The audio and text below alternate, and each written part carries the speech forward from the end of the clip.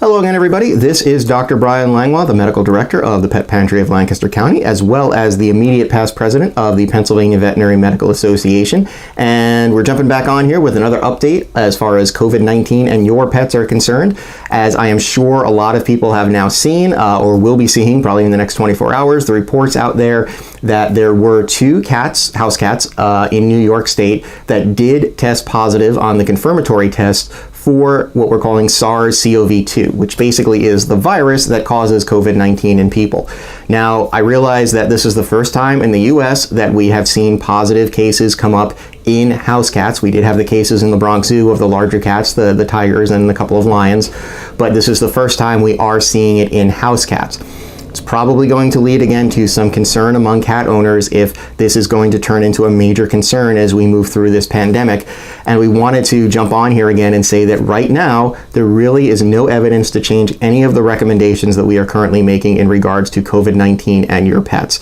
These two cats did show some mild symptoms of COVID-19, so they did have a mild cough, they did show a little bit of lethargy, maybe a little bit of inappetence, but they are on the road to recovery. So it kind of says to us in a lot of these cases that we're seeing, if a cat were to become infected with the SARS-CoV-2, it doesn't seem to hit them as hard as it does humans. They do seem to be able to recover pretty well, and there doesn't seem to be any concern for any long-term damage or long-term care concerns when it comes to these cats. There is also still no evidence that this virus can be transmitted from these cats to humans.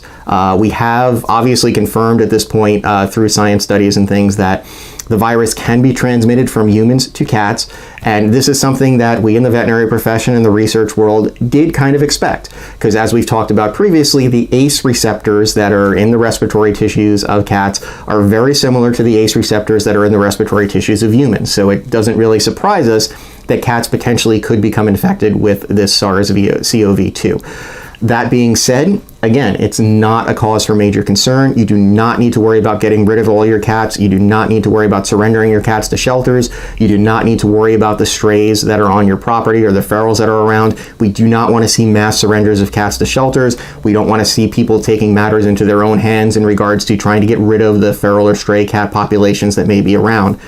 They have done tens of thousands of tests on cats looking for COVID-19 and on other species as well, as they look to validate certain tests for animal testing. And these are the first two cases that I am aware of in the United States that have come back positive. And both of these cases appear to be cases where these cats were with either a confirmed COVID-19 positive person or somebody who was potentially an asymptomatic carrier of the disease. So it is not a case of where this is widespread or spreading like wildfire through the feline population. It's not something that everybody needs to worry about. All of that being said, really our recommendations are not changing right now as far as what we've said in the past, which is basically, practicing good common sense hygiene measures around your animals, washing your hands after feeding or playing with them, not sharing food with them, trying to avoid some of that really face-to-face contact with your cats if they enjoy licking your face or kissing your face, things like that. We know that's difficult, especially in times of quarantine and stay-at-home orders where, sometimes your cat is all you've got. But really just trying to, maintain that distance a little bit just to provide a safety buffer for your cat. And again, it's out of an abundance of caution more than anything else. Now, our recommendations as well are not changing. If you are positive for COVID-19 or suspected of being positive for COVID-19, we really do recommend that you try to have a friend or family member take your animals and take care of them for a week or two while you recover until you're basically cleared by your doctor. We realize that cannot happen in every case, so again, those good hygiene measures come into place, really just trying to maintain a little bit of distancing with your pets if possible during that time and not taking them out in public, keeping them in your home. All of those common sense measures, and all of those measures, of course, can be found on multiple websites. The best ones obviously are the CDC website, the Pennsylvania Veterinary Medical Association website, which has a whole section dedicated to COVID-19, as does the American Veterinary Medical Association website, which also has an entire section dedicated just to COVID-19 coverage and research. So again, we wanted to jump on real quick and just kind of talk a little bit about the latest news of these cats coming back positive.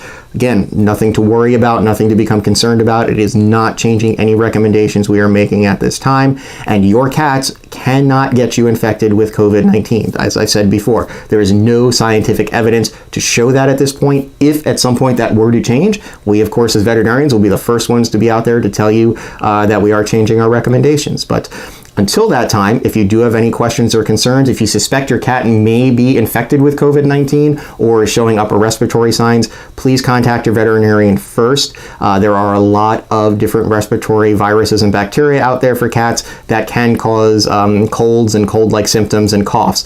You do not want to jump right to the fact that they've got SARS-CoV-2. Trust me, there are a lot of things that are much more likely to be causing respiratory infection in cats, and COVID-19 or SARS-CoV-2 is pretty low on that list.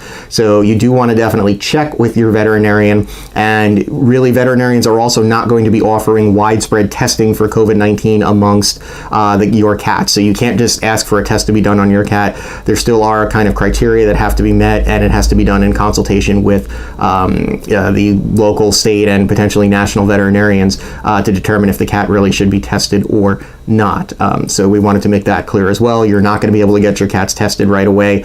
And also, for those that may be wondering this point, the testing that we do on animals, the animal type test, is not the same as the human test. So we are not sacrificing human testing in any way for the purpose of testing some cats that may be showing signs. They're two totally different tests. The ones that we're currently using on animals, we cannot use on humans anyway. So do not worry about that as well.